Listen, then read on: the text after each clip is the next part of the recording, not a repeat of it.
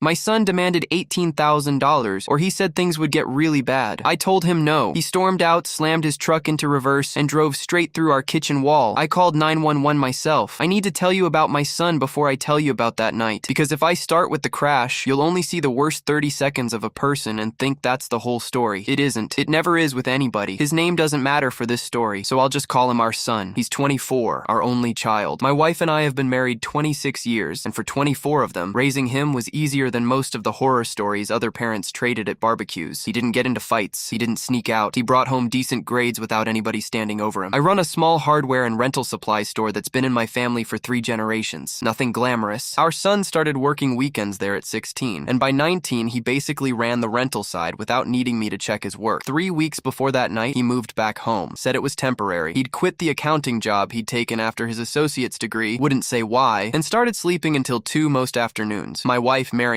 kept telling me to give him space. I kept telling her something felt different this time. In a way, space wasn't going to fix, though I couldn't have told you exactly what I meant. It was just a feeling, the kind you get on a job site right before a wall you thought was sound turns out to be hiding something behind the drywall. The job he'd quit wasn't a bad one. Entry-level bookkeeping for a regional trucking outfit, decent pay, benefits, a manager who told me directly that our son was one of the most reliable young hires they'd had in years. So when he came home one Tuesday and announced he'd put in his notice, I asked why. He said the commute was killing him. That answer would have satisfied me at 20. At 54, running my own business for 3 decades, I've learned people rarely quit good jobs over commutes unless the commute is standing in for something they don't want to name yet. For those first couple of weeks, he was mostly just quiet, slept late, helped around the house, came down for dinner most nights. Marianne kept saying, see, he just needed a reset. I wanted to believe that as much as she did. Then the little things started. He stopped keeping his phone face up on the counter, started taking it even to the bathroom. He'd flinch when it buzzed, check it fast, put it face down again. Twice I walked in, and he ended a call the second he saw me, said it was nobody. I didn't push. I've never been the type to read my kid's texts over his shoulder, and I wasn't about to start now that he was a grown man living under our roof out of necessity, not obligation. One night I heard him on the phone through the wall between our rooms, his voice pitched low and tight, not angry, more like someone trying hard to sound calm while asking for something they were embarrassed to need. I couldn't make out words, just the rhythm of it, that particular cadence of a person negotiating. I lay there next to Marianne, already asleep, and told myself it was probably about rent, probably something small enough he'd mention it eventually if it mattered. I chose not to ask because asking would have meant admitting how worried I already was. Looking back now, I think that was the first night the wall started cracking, long before anybody put a truck through it. Here's how I actually started piecing together that something was wrong, and it wasn't fatherly intuition. It was my store manager doing his job. Devin Ruiz has run the books and the rental counter for me for 11 years. He's meticulous in a way I've never quite managed myself, the kind of person who notices when a drawer is $4 short and won't sleep right until he's traced it. About 5 weeks before the crash, Devin came into the back office with the petty cash log open and said, "We're short again, 240 over the last month," always right after he's been in. He meant our son, who still came by the store most days to pick up hours here and there while he figured out his next move. Devin wasn't accusing him of anything, just flagging a pattern the way a good bookkeeper does. I told him I'd look into it quietly. I didn't confront our son right away. I talked to Devin a little more casual over coffee rather than anything that felt like an interrogation. He mentioned, careful, that our son had seemed distracted lately, kept stepping outside to take calls during his shifts, sometimes coming back in looking rattled. That same week, our home phone rang on a Thursday evening, a number I didn't recognize, a man asking politely, almost too politely, whether our son was available regarding an outstanding balance. I told him he had the wrong number and hung up, hands shaking a little because something about the tone told me it wasn't actually the wrong number at all. I didn't sleep well that night. Marianne found me at the kitchen table around 2 in the morning with a legal pad in front of me, doing the same kind of arithmetic I do when a renovation job is quietly going over budget and I'm trying to figure out where the money went before I have to explain it to a client. Except this time, the numbers weren't lumber costs. They were guesses about how deep whatever this was might go. 2 days later, I saw him standing by his truck in the driveway, phone pressed to his ear. I wasn't trying to eavesdrop, but our windows were open and his voice carries. He was saying, low but firm, "Nah, don't worry about it. My old man's going to come through. He always does." Then clearer, "I'll have it by the weekend. I'm telling you, guaranteed, guaranteed." The same word he'd use again 3 days later standing in our kitchen. Except by then, I still had no idea what exactly he thought I was going to come through with, or why he sounded so certain I would. The $18,000 came out of nowhere on a Tuesday evening, 3 days before the crash. I was rinsing the last of the dinner dishes when he walked in and said he needed it. Not asked, needed, by Friday. "Needed for what?" I said, not turning off the water yet. "It doesn't matter what for. I just need you to trust me and get me the money." I turned off the water. Trust and a blank check aren't the same thing. "If you want my trust, tell me what $18,000 is actually for." He wouldn't. He just repeated the number, louder, like volume alone might make the explanation explanation unnecessary. 18,000. That's it. I heard the number. I'm asking about the why. That was the first night he said the phrase that would end up defining the rest of this story. He looked at me steady, like he was delivering a fact rather than a threat. If I don't have this by Friday, things are going to get really bad. Like actually bad, Dad. Bad how? Bad for who? He wouldn't answer either question, just kept pacing a small loop, hands opening and closing at his sides in a way I'd never seen him do before. Marianne came in, drawn by the tone even before the words, and asked what was going on. He told her nothing, everything's fine, then looked at me like he was asking me to keep this between the two of us. I didn't like that look. In 24 years, we'd never once kept something serious from her. It's fine, Mom, he said again, softer. I just need to talk to Dad about something. After she left, he tried once more. Just trust me. I've never asked you for anything like this before. That's exactly why it scares me, I told him. You've never asked for anything like this, and now you won't tell me why you need it. He didn't have an answer. He grabbed a glass of water he didn't drink and went back upstairs, and I stood in the kitchen a long while, replaying that phrase, trying to imagine what could follow it that wouldn't scare me more than the silence already had. Wednesday morning, he was waiting in the kitchen before I'd even had coffee. Did you think about it? He said. I thought about it all night. I still don't have an answer because you still haven't given me one. I don't have time for this back and forth. Every day you wait is a day closer to Friday. Then use the time to tell me what's actually going on. He left for a walk after that, something he'd never really done before, and came back quieter than when he'd left. That night, he tried again, his voice cracking a little on the word please, which was somehow worse than any of the pressure that morning. Please, Dad, I'm asking you. Please. I want to help you, I said, and I meant it. But I can't write a check into a situation I don't understand. That's not trust. That's hoping for the best. You don't understand. Some things you can't just explain. Then explain it in an abnormal conversation. Sit down and tell me the whole thing, and we'll figure out together what to do. He almost said something then. I watched his mouth actually start to open on the beginning of some sentence, and then he stopped himself, shook his head. I can't. Just trust me. Please just trust me on this. By Thursday morning, he'd stopped coming down for breakfast entirely. I'd hear him upstairs, pacing, hear his phone buzz, and the immediate scramble to answer before it could buzz a second time. When he did come down that afternoon, he barely looked at either of us, just grabbed a granola bar and went back upstairs, checking his phone every few minutes in a way that looked less like waiting for good news and more like waiting for something he was dreading. Marianne pulled me aside that evening. Something's really wrong, she said. I think he's scared. I know, I said. I just don't know scared of what. Then we need to find out before Friday, not after. Friday night, he came down while Marianne and I were cleaning up after dinner. He didn't sit at the table. He stood in the doorway, keys already in his hand, like some part of him had already decided how this was going to end. I need the 18,000 tonight, he said. Things are going to get really bad if I don't have it. Then tell me what bad means. I've asked you that question 4 times this week. You don't need to know what it means. You just need to trust me. I can't write a check to something I don't understand. That's not trust. That's handing you money and hoping I never find out what it was for. So that's it? You're just going to let something happen to me over 18 grand sitting in an account somewhere? I never said that. I said if something is genuinely wrong, we handle it together. We go to the bank in the morning if that's what it takes. We go to the police if that's what it takes. What we don't do is you standing in my kitchen refusing to explain anything. You don't get it. It's not that simple. Then make it simple for me, I said, feeling my own voice rise. Right now, all I have is a number, a deadline, and a son who won't look me in the eye. Marianne stepped further into the kitchen. Sweetheart, please, just tell us. Whatever it is, we love you. We're not going to be angry. He looked at her, and for 1 second, his face did something I hadn't seen all week. Some brief flicker of the kid who used to hand me tools without being asked. Then it closed back up. You'd rather watch me drown than trust me one single time. That's not fair, and you know it. We have trusted you constantly for 24 years. This is the first time we've ever asked you to explain before we hand over that kind of money. Nothing about this is fair, he said, his voice cracking on the word fair. You have no idea. Then give me the idea. Right now. He shook his head hard. I can't. I have to go. You are not driving anywhere in this state, I said. Sit down. We are going to work through this together right now, even if it takes all night. I can't sit down, he said, his voice gone strange, tight in a way I didn't recognize even after 24 years. I can't just sit here. You'd rather watch me drown, he said again, quieter, almost to himself. And then he turned and walked out the side door before either of us could get another word out. I heard the truck door slam. I heard the engine catch. And for half a second, genuinely, I thought he was leaving to drive around the block a few times and cool off the way he used to at 17 when a fight got too big for the house to hold. He wasn't cooling off. The truck roared backward across the yard, gravel and lawn spraying from under the tires, and instead of swinging toward the street, he cut the wheel hard and drove straight at the house. Marianne grabbed my arm and we both stumbled backward from the sink as the whole front end of that truck came through the bay window over our kitchen sink, the same window I'd built with my own hands the summer before he was born, back when we'd bought this place as a fixer-upper we could barely afford. Glass went everywhere. The cabinet where we kept the good dishes, the set from our own wedding, crushed flat under the bumper. The truck came to a stop maybe 6 feet from where we'd been standing 30 seconds before. Engine still running, drywall dust hanging thick in the air. For a second, nobody moved. Then I looked through what used to be a window and saw him behind the wheel, both hands still gripping it, staring straight ahead like he couldn't quite believe what his own hands had just done. He wasn't yelling. He wasn't defiant. He just looked stunned. The particular look of someone watching something terrible happen to somebody else and then realizing, a half second too late, that it was actually him. I didn't run at the truck. I didn't scream at him, though every instinct in my body wanted to. I've spent 30 years learning that when something's badly broken, whether it's a wall or a person, the worst thing you can do is start swinging at it out of anger. I walked over slowly, reached in through where the window used to be, and turned the key off myself. The engine died. The sudden quiet afterward felt almost louder than the crash had been. "Get out," I told him. "Sit down on the back steps. We're not doing anything else until the police get here." He got out without a word, climbed over broken glass and drywall chunks, and sat down exactly where I'd told him to, elbows on his knees, staring at the ground. Marianne stood frozen in the middle of what used to be our kitchen, hand pressed flat against her chest. I found the phone and called 911, my hands shaking so badly I had to give our address twice before the dispatcher could get it down correctly. The police arrived within about 10 minutes, along with an ambulance nobody actually needed, since neither of us had been standing close enough to get hurt. 2 officers walked the scene, took photos, took statements from Marianne and me separately, and spoke with our son on the back steps for a long while, out of earshot. I want to be honest that some part of me, standing in my ruined kitchen watching my son sit in handcuffs on the same steps where he used to lace up his cleats before Little League games, wanted to tell the officers it had been some kind of accident. I didn't say any of that. I answered their questions honestly, because lying to protect him from consequences for something this serious felt like exactly the kind of rescuing that had maybe let whatever this was get this far in the first place. They arrested him on the spot. Reckless driving, criminal mischief, the charges sounding almost clinical against the backdrop of broken glass and a truck buried in drywall. Marianne stood beside me holding my hand hard enough to hurt while they walked him to the patrol car, and he didn't look back at either of us before they put him inside. An adjuster named Grace Alvarez came out 2 days later and walked the site with a clipboard, and the property damage came in over $38,000 once she'd finished, more than double the amount he'd demanded 3 days earlier. He spent that first night in a holding cell. Marianne and I sat in our own truck outside the jail around 6 the next morning, neither of us having slept. "Some part of me wants to go in there and bail him out right now," I told her. "I know," she said, "but if we pull him out of this the same way we've smoothed over every hard thing his whole life, we're not fixing anything. We're just papering over a crack and calling the wall fixed. It'll fail again in the exact same spot." She was right, and I knew it, even as some other part of me kept arguing against it the whole drive home. 2 days after the arraignment, going through his room to gather clothes for court dates, I found a name written on a torn piece of receipt paper in the bottom of his desk drawer. Trent. No last name, no number, underlined twice like it had mattered enough to circle back to. I brought it to Devin the next morning and asked if the name meant anything. He thought about it and said he vaguely remembered our son mentioning a guy named Trent from his old fantasy football league, someone he'd met a few times, though Devin couldn't say for certain it was the same person. I convinced myself over the following days that I'd found it. The whole shape clicked together almost instantly. Our son owed this Trent money, probably from side betting that had gone wrong, and the $18,000 was never an investment request at all, but a debt he was terrified to admit to us. I even drove past the address of a Trent Holloway I found through a mutual social media connection, sitting in my truck outside a modest rental house for almost 20 minutes, trying to decide whether to knock and ask the man directly what our son owed him. I didn't knock. Marianne talked me out of it that night, telling me showing up at some stranger's house based on a torn receipt and a first name was more likely to make things worse than better. For nearly a week, that theory was the floor I stood on. I told myself, and told Marianne, that once we settled Trent's debt, whatever it actually was, the worst of this would be behind us. It felt almost like relief, having a name and a shape to attach to all of this. A debt is a problem you can solve with a number. You pay it, and it's gone. That relief didn't last, because it turned out Trent Holloway had absolutely nothing to do with any of it. The arraignment itself was 3 weeks after the crash, in a plain municipal courtroom that smelled like old carpet and burnt coffee. I sat in the second row with Marianne's hand in mine, and didn't say a word through the proceeding, because for once this wasn't something I could fix with a phone call or a check written quietly to make a problem disappear. Before the hearing, in the hallway, I finally worked up the nerve to ask our son directly about Trent. He looked at me like I'd started speaking a language he didn't recognize. Trent Holloway? From fantasy football? Dad, what does he have to do with anything? I found his name written down in your desk. I thought maybe you owed him money. He actually laughed, a short, exhausted sound with no real humor in it. I owe him nothing. He'd texted asking if I wanted to do the league again, and I kept meaning to text back and never did. That's the whole thing. I stood there feeling something in my chest drop, because the theory I'd been leaning on for the better part of a week, the floor I'd convinced myself was solid ground, had just given out from under me completely. If it wasn't Trent, if it wasn't some gambling debt to a person with a name and an address I could drive past, then I genuinely had no idea what $18,000 and things are going to get really bad had actually meant, and we were right back to the fog we'd been standing in before. The plea deal came about a month after the arraignment, restitution paid over 2 years, mandatory evaluation with a licensed counselor, 18 months of probation, kitchen. I didn't write a check to cover the restitution either, though every instinct I'd built over 24 years of bothering him screamed at me to just take care of it and make the number disappear. Marianne asked me once, quietly, in the parking lot afterward, if not paying it made me a hard man. I don't think so, I told her. I think it makes me a man who's finally stopped confusing rescuing somebody with actually helping them. She squeezed my hand once, and we drove home to a kitchen that was still, at that point, mostly a sheet of plywood nailed over a hole where a window used to be. The weeks after the plea deal moved slower than any stretch of time I can remember living through. Our son moved in temporarily with Devin's brother-in-law, a quiet arrangement Devin had helped set up without either of us having to ask directly, since Marianne and I both agreed, painful as it was to admit, that him staying in our house right then wasn't good for anyone. I started rebuilding the kitchen myself on weekends, same as I'd built it the first time, ripping out the ruined cabinets, framing a new section of wall, ordering a replacement window that matched the original as closely as I could manage 26 years later. Working with my hands gave me somewhere to put the parts of this I still didn't have words for. Marianne would bring out coffee some Saturday mornings and just sit on an overturned bucket nearby, not always talking, just present, the same way she'd sat with our son on the back steps the night of the crash. He found a job at a lumber yard on the other side of town about 3 weeks in. Entry-level, physical work loading trucks and stocking racks, nothing close to the bookkeeping job he'd quit, but steady. And his new manager seemed decent from what little our son told us during the brief, careful phone calls we'd started having twice a week. Those calls were strange territory for a while. He'd ask how the kitchen was coming. I'd tell him. I'd ask how the job was going. He'd tell me, usually in short sentences that gave away almost nothing beneath the surface facts. Neither of us brought up the crash itself, or the $18,000, or the phrase, things are going to get really bad, not once. It felt like neither of us had the right words yet, and forcing the conversation before we did would only have made things worse. Marianne kept telling me to be patient, that whatever this actually turned out to be, we weren't going to get to the bottom of it by pushing too hard too fast. Waiting for an explanation that never seemed to arrive was its own particular kind of exhausting. The mandatory counseling started about 6 weeks after the crash, part of the plea deal, weekly sessions with a licensed counselor near the county courthouse. I drove him to that first session myself, both of us mostly quiet in the truck, and when we pulled into the parking lot he sat there a moment without moving toward the door. You don't have to come in, I told him. I'll just wait out here. I know. I just don't really know what I'm supposed to say in there. I don't think you have to know yet. I think that's kind of the point of going. He nodded, got out, and disappeared inside a low brick building with a waiting room I could just barely see through the front window, and I sat in the parking lot for the full 50 minutes, engine off, trying not to imagine every possible thing he might be telling a stranger in there that he still hadn't told his own parents. When he came out, he didn't say much, just got back in, buckled his seatbelt, and stared out the passenger window the whole ride home. I told him I'd drive him every week for as long as he needed a ride, and I meant it, and I have, every single Tuesday since, sitting in that same parking lot, watching that same door. It was during the 4th or 5th session that Marianne got a call from the counselor's office. Not the counselor herself, since our son was an adult and everything discussed was confidential, but a brief call letting us know he'd signed a release allowing the counselor to share one piece of information with us, ahead of a family session she thought might be useful to schedule soon. Marianne asked what the information was. The woman on the phone said only that our son wanted us to know before that family session happened that whatever we thought this whole situation had been about, it wasn't what we assumed. He wanted us to hear the real explanation from him directly, rather than secondhand from an office administrator, and that he was planning to tell us himself that coming weekend. Marianne hung up and looked at me for a long moment before either of us said anything. Something's coming, she finally said. And I don't think it's Trent Holloway all over again. No, I said. I don't think it is either. In the days between that phone call and the Saturday he finally sat us down, Marianne did what she always does when she's scared and doesn't yet have anywhere to put it. She started researching. She'd sit at her laptop at the kitchen table most evenings, the same table where all of this had started, searching things like sudden financial demands, adult children, and why would someone invent a threat, trying to build some kind of map out of scattered forum posts and articles before we actually knew what territory we were mapping. One night she came to me holding her laptop, pale. I think I know what this actually is, she said, and turned the screen toward me. It was an article about adult children faking debts or threats to cover gambling addiction. Almost exactly the same shape as our own Trent theory, except this one suggested our son might have invented an entirely fictional threat to hide an entirely real habit we hadn't caught yet, something more sophisticated than a simple debt to a friend. For about 2 days, we quietly turned this into our new working theory, half convinced we'd simply been looking in the wrong place before, that somewhere out there was an online sports book or a crypto account draining money we hadn't yet found. I even called our bank and asked carefully, without accusing anyone of anything specific, whether there were any unusual patterns on the joint account our son still technically had limited access to for small store errands. The banker found nothing. No large withdrawals, no unfamiliar merchants, nothing that matched the shape of a hidden habit large enough to justify a number like $18,000. That should have told us something sooner than it did. Instead, Marianne and I spent an entire Sunday afternoon quietly combing through through 6 months of his bank statements from the joint account, looking for anything, a pattern, a merchant name we didn't recognize, anything that would finally give this thing a shape we could point to and say, there, that's it, that's what we're dealing with. About halfway through, Marianne sat up straighter, her finger tapping the screen. Wait, what's this? Same charge, same amount, every single week for the last 2 months. It was a recurring charge to something called Riverbend Wellness, $11 and change, appearing like clockwork on the same day every week. Neither of us recognized the name. For about 20 minutes sitting at that table, I let myself believe we'd finally found the actual shape of this thing. Some subscription service tied to gambling or debt consolidation, or something worse that I didn't even have a name for yet, and my stomach turned over thinking about what Riverbend Wellness might actually be. I looked it up on my phone, right there at the table. Riverbend Wellness turned out to be a meditation and breathing app, the kind advertised constantly during football broadcasts, aimed at people dealing with anxiety and trouble sleeping. He'd apparently signed up for it on his own sometime after moving back home and never mentioned it to either of us, the same way he hadn't mentioned any of the rest of what was actually going on underneath all of this. It wasn't a debt. It wasn't a threat. It was, if anything, the one honest thing he'd been quietly doing this whole time to try to handle whatever was happening to him. And neither Marianne nor I had noticed it until we went looking for something much darker and found that instead. We found nothing else beyond that. Groceries, gas, a few fast food charges, nothing that looked remotely like gambling or debt or the kind of hidden financial rot we'd half convinced ourselves we were hunting for. There's nothing here, Marianne finally said, closing the laptop with a kind of exhausted finality. Whatever this is, it isn't money going somewhere we can't see. The money was never really the thing at all, was it? I didn't have an answer for her that night. I just remember sitting at that table a long while after she'd gone up to bed, staring at 6 months of ordinary bank statements and one small meditation app subscription that told me absolutely nothing about why my son had once stood in this kitchen and told me things were going to get really bad, except perhaps that he'd been trying, quietly and alone, to fix something none of us had known enough to help him with. It was Devin, of all people, who finally said out loud what neither Marianne nor I had let ourselves consider yet. He came by the house that Thursday to drop off a part for the rental equipment I still had to service myself even in the middle of all this, and he must have seen something in my face because he asked straight out how I was holding up. We've looked everywhere, I told him. Bank statements, this Trent business, every angle we can think of, and there's nothing. No debt. No threat we can find. I don't understand what we're even looking for anymore. Devin was quiet a moment, turning the part over in his hands. Maybe you're looking for the wrong kind of thing, he finally said. You keep looking for something outside him that's doing this to him. What if there isn't anything outside him at all? I didn't fully understand what he meant by that until 2 days later, sitting at this same table, listening to our son finally explain it himself. He came by that Saturday driving the second-hand car he'd bought with his own lumberyard paychecks and found me in the kitchen finishing trim work around the new window. He stood in the doorway a moment, the same doorway he'd stood in the night of the crash, and I set down the level and gave him my full attention. Mom said you wanted to talk, I said. Whenever you're ready. He came in and sat at the table, and Marianne came in from the other room and sat down too, and for a moment none of us said anything, the kitchen quiet except for the low hum of the refrigerator. I need to tell you what that $18,000 was actually about, he finally said, and I need you to let me get through it before you say anything, because I think if you interrupt me, I'll lose my nerve. Okay, Marianne said softly. Take your time. He didn't start right away. He sat there with both hands flat on the table, staring down at them like he was trying to find the first words somewhere in his own palms. I almost said something to fill the silence, some small reassurance, but I remembered what he'd asked and held it back. Marianne reached over and covered one of his hands with hers, not saying anything either, just letting him have the quiet for as long as he needed it. Finally, he took a breath that seemed to come from somewhere deeper than his chest. There was no debt, he said. There was never a debt. Not to Trent, not to anybody. Nobody was going to hurt me if I didn't get that money by Friday. I made that part up. I felt something cold move through my chest, and I made myself stay quiet the way he'd asked. When I lost the accounting job, it wasn't about the commute. I got let go. Performance issues, they said. Though really, I think I just stopped being able to function right around then, and it started showing in my work. I couldn't tell you that. I couldn't stand the idea of you both looking at me like I'd failed at the first real job I ever had, especially after you'd both been so proud when I got it. We would never have looked at you like that, I started to say, and he held up a hand, gentle, asking me to let him keep going. I know that now, maybe. I didn't know it then. All I knew was I was home again at 24 with no job and no plan, and every day felt like this weight sitting on my chest that wouldn't let up no matter what I did. I couldn't sleep. I couldn't really eat right. I started having these moments where my heart would just start racing for no reason I could point to, sitting completely still in my room, and I didn't understand what was happening to me, and I was too ashamed to tell either of you. Why didn't you just tell us that? Marianne asked, her voice thick. That alone would have been enough. We would have helped with that, because it didn't feel like a real problem, he said. It felt like being weak over nothing, when other people have actual emergencies. I felt like I needed a real reason to justify how bad I felt, something concrete I could point to, and somewhere in my head the panic turned into this number, $18,000. I don't even know exactly how I landed on that specific figure. It just just became the thing my mind fixed on. Like if I could just get that amount of money, prove I could handle something that big and scary, it would somehow prove I wasn't falling apart the way it felt like I was. So, the deadline, I said quietly. Things are going to get really bad. That wasn't a threat from anyone else, he said, and his voice finally broke on this part. That was just how it felt inside my own head, all the time, every single day. Things already felt really bad. I just didn't know how to say that sentence honestly, so I turned it into a demand instead, because a demand felt like something you two might actually respond to. A feeling